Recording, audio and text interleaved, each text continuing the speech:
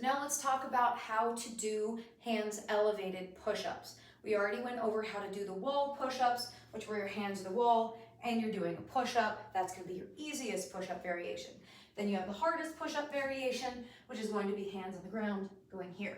Technically, that's not the hardest because you can also elevate your feet, but we aren't going to worry about that right now because I tend to make things too complicated.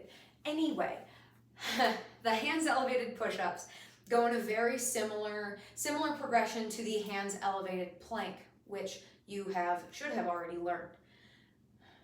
So what we're working on here is finding a level that allows you to challenge your push-up without sacrificing form.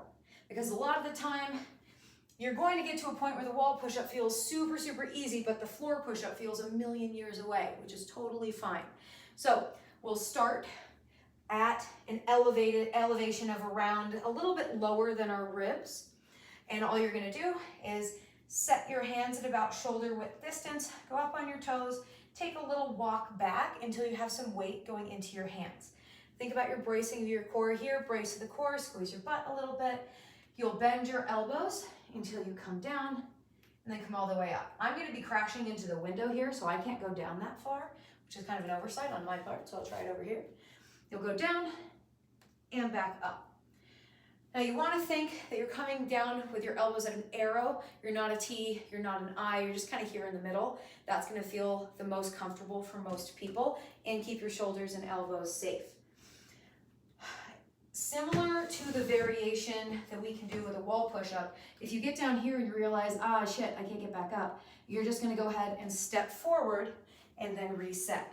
So coming down, stepping forward, reset. Now you might think, this is cheating because I'm not doing a full push-up. I have clients that have said that. And realistically, it's not true because I care about you doing a good push-up that challenges you. If you're only ever practicing flailing your way out of a push-up like a dead fish, you're not going to get better at doing push-ups. You're going to get better at flailing out of a push-up. So we'll go ahead and just work on finding that good position where you're coming up and down nice and smooth.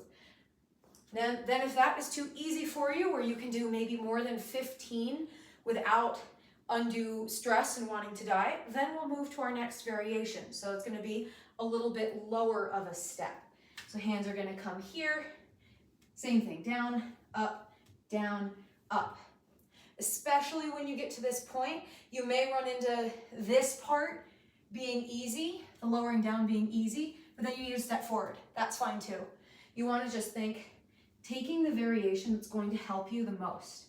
So if that means that you're lowering down and coming up, very cool. If you're lowering down and stepping forward, also cool. Then similarly, when that is easy enough that you can do 12 to 15 push-ups, you can experiment with the next level. For this, we will use our step, where you're gonna go down, up, or same thing, where you'll need to reset. The resetting here, you'll probably come onto your knees instead of stepping forward because now you're gonna be so much closer to the ground, but the principles of it are all the same. Now, really common faults that I'll see is people will get down into this position and then they either poke their butt up so it's easier, or they come down and they do a very strange little like body roll thing as they come out. Now we've all done this because I've been terrible at push-ups too, so no worries. How do you think I know? So how you're going to avoid that is by knowing what your form looks like before you start to move on. So that means that I want you to take a form video of yourself kind of to the side, similar to like this setup here, so that you can actually see what you're doing. You want to be able to link how it feels in your body as well as how it looks visually, because that's going to be a good combination to help you figure out what the heck your body's actually doing and help you to learn the movement. Another common thing that I'll see is people will be able to do 15 million push-ups in this position, but then they'll get down to this position and they really struggle to even do one with just that big difference there.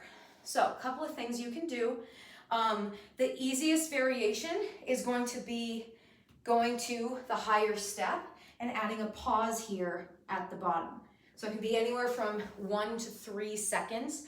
3 seconds of pause and then come back up. That means you're going to be holding that position at the bottom and building a lot of strength, but without having to do it from a lower step, which can sometimes be a little bit too much.